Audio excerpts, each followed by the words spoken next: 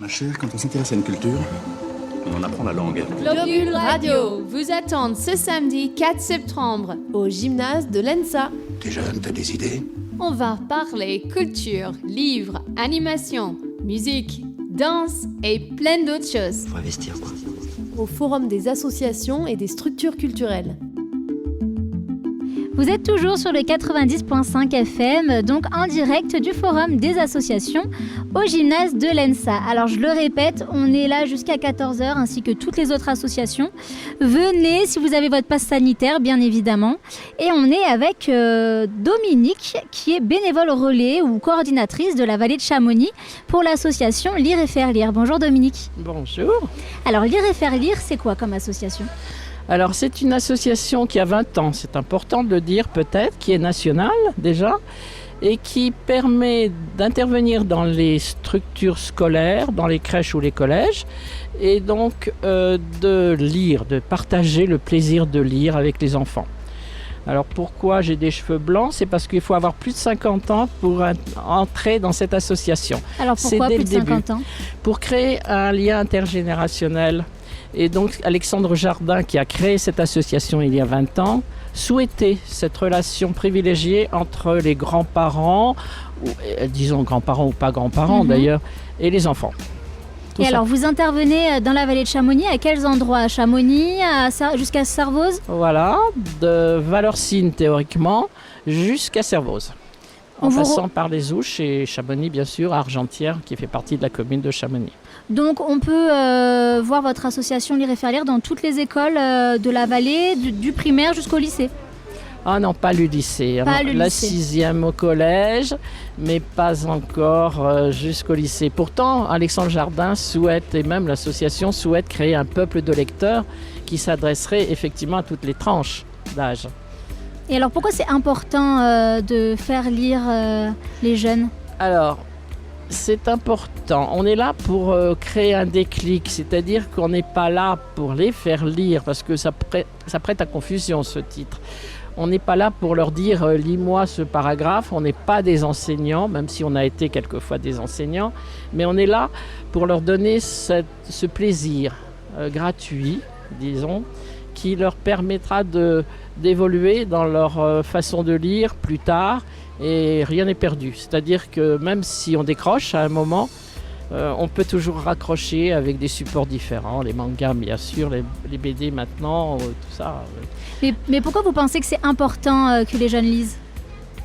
Je crois que c'est la clé de toute réussite, premièrement. Et puis, quand on voit le regard des enfants, la fascination pour le livre, moi je défends le livre, je me dis que oui, on a tout à y gagner.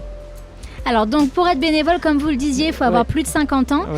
Aujourd'hui, vous êtes combien de bénévoles dans la vallée ? Alors on était, malheureusement je suis obligé de dire 18 effectivement, mais cette année on a eu une année blanche, comme tout le monde presque. Et de ce fait, on a perdu sûrement des bénévoles. C'est pour ça que c'est important que je sois peut-être ici, qu'on ait un stand et qu'on fasse des permanences à la médiathèque comme on va le refaire à la rentrée, enfin maintenant, pour essayer de retrouver de nouveaux bénévoles parce qu'il y a beaucoup de personnes qui ont décroché, n'ayant pas de lecture et ce rapport avec les enfants, avec les enseignants et les parents. Je crois que j'aurais perdu beaucoup de ces 18 bénévoles.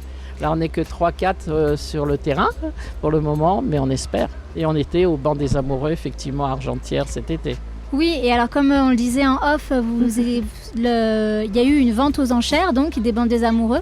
C'était une exposition qu'on pouvait voir dans tout Chamonix, donc des bancs qui étaient exposés dans des lieux publics, qui ont été vendus aux enchères et les profits étaient reversés à l'association. Oui. Alors avec les profits de l'association, comment vous réinvestissez cet argent ? Alors, c'est réparti entre le national quand même et puis le local. C'est-à-dire que c'est le département de la Haute-Savoie, dont on dépend, qui bénéficiera de je ne sais pas exactement quel est le montant qu'on aura récolté, mais on verra bien. Et nous, ce sont les formations. Nos bénévoles, on ne les largue pas dans la nature comme ça pour aller lire et intervenir dans les écoles. Il faut quand même avoir quelques compétences, il faut le reconnaître. Et donc la lecture à voix haute, premièrement. Deuxièmement, connaître un peu la littérature jeunesse, un minimum. Et puis, donc, former nos bénévoles. Ils ont droit à une dizaine de formations dans l'année. Elles choisissent évidemment ce qui les intéresse. Ça peut être les documentaires, ça peut être la poésie, la lecture à voix haute, c'est obligatoire.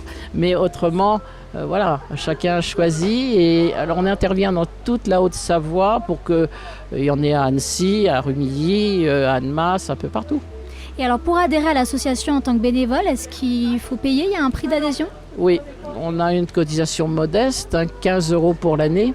Et ça permet d'avoir une assurance, parce que quand on rentre dans un établissement, on ne sait jamais, on peut glisser sur la neige, on peut avoir je sais pas moi, une chaise qui tombe, je ne sais pas à quoi, mais en tout cas, on a besoin d'être assuré. Alors, je rappelle à nos auditeurs que donc, si vous avez plus de 50 ans et que vous souhaitez participer à l'aventure Lire et faire lire dans les écoles de la vallée de Chamonix, vous pouvez venir adhérer à l'association au Forum des associations à l'ENSA.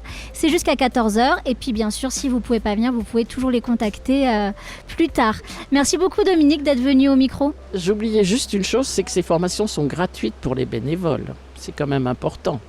Tout à fait. Mais nous payons les formateurs, mais pour eux, c'est gratuit. Voilà, donc un vrai privilège. Merci Dominique. Restez avec nous sur le 90.5 FM. Faut investir. Globule Radio. Au Forum des associations et des structures culturelles.